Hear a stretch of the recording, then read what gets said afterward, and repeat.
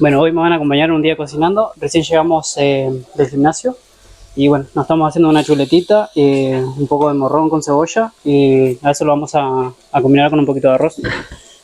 Así que nada, gente, estamos en el día 25 de cambio físico y ya lo voy a hacer las cosas acá nomás porque si ahorro tiempo en cocinar, como y ya me voy al trabajo. Espero que no me salte un poco de aceite acá. Hoy tocó espalda y bíceps. Y hicimos un poco de pantorrilla también.